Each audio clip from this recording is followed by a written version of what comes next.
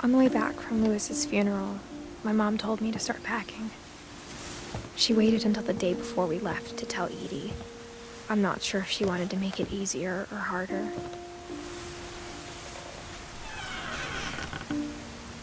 I wish we'd stayed.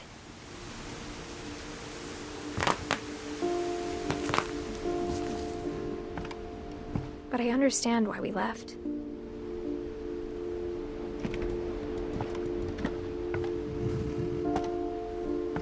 My mom ended up leaving everything behind.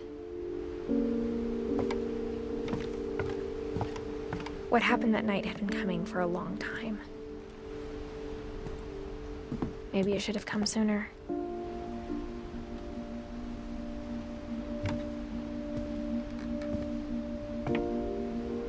But it had to end one way or another.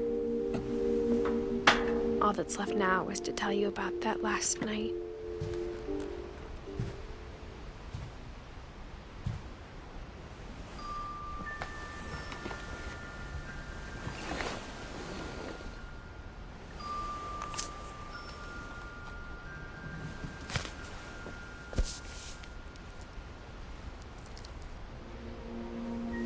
That whole last day, Edie just watched us pack and didn't say a word. Until supper, when she raised her glass and said, "To our final night together, and all our final nights apart." Grandma, you know what I said about alcohol. Some of your medications are very Edith, specific. I left a present for you in the hallway. Why don't you go open it? The grown-ups have to argue now. I'm sorry, you're right. We're all leaving tomorrow. Let's just enjoy our last... I'm not leaving. Edith, you're excused.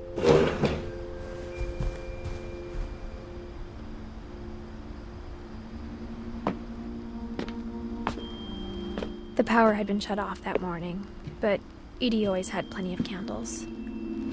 When my mom sealed the library, I don't think she knew about the other entrance, or that Edie had a key to it.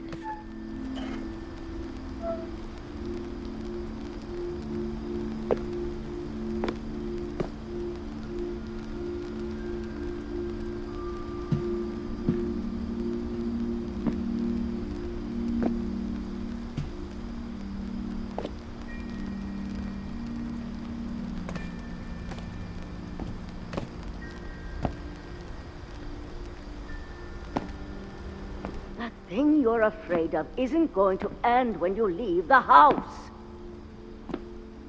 Edith has a right to know these stories. My children are dead because of your stories. I think it's best if Edith and I leave tonight.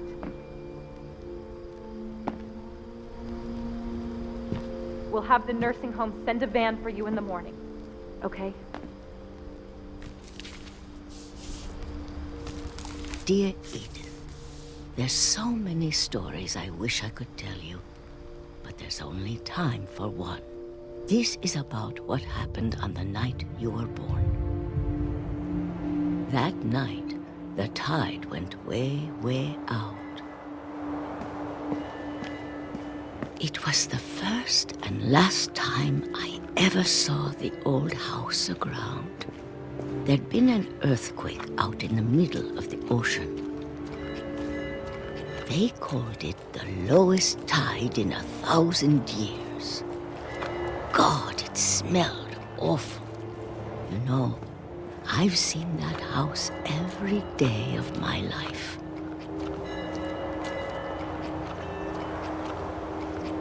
But I never thought I'd go back to it. When the fog rolled in, I lost my way.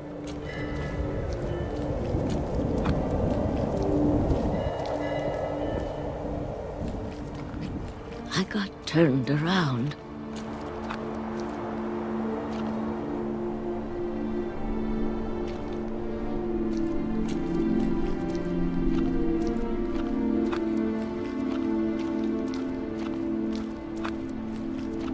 For a while, I wandered.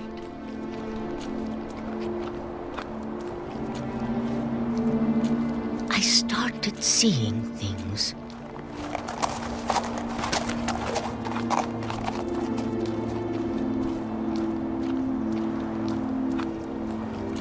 things I'd forgotten had ever existed.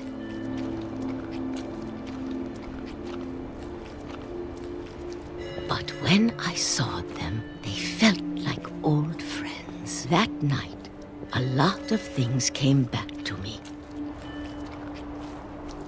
Or maybe I came back to them.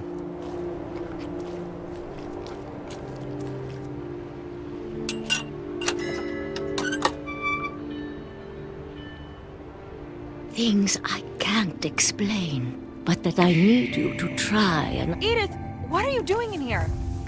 It's mine. Edith! Mom, you're gonna rip it! Let go!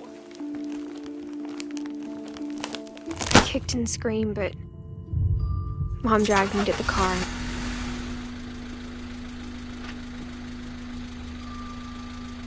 I never saw Great-Grandma Edie again. The next morning, the van came to pick her up, but she was already gone. After that, we moved around a lot.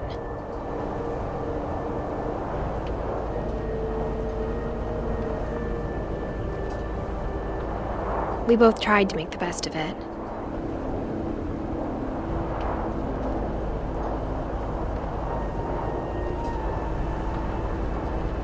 A few years went by.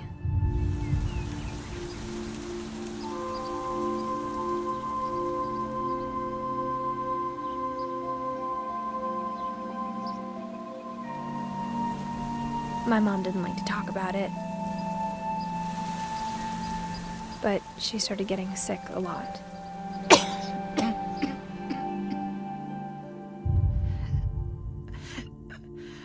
She got better for a while, and then she didn't. And then I was alone. The last Finch left alive.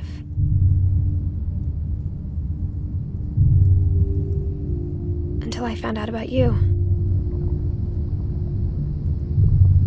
I'm still not sure what to tell you about all this. If we lived forever, maybe we'd have time to understand things. But as it is, I think the best we can do is try to open our eyes.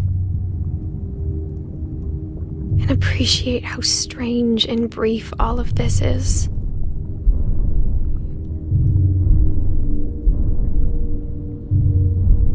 This journal was supposed to be for you. But now I hope you'll never see it. I just want to meet you and tell you all these stories myself. But I guess if you're reading this now, things didn't work out that way.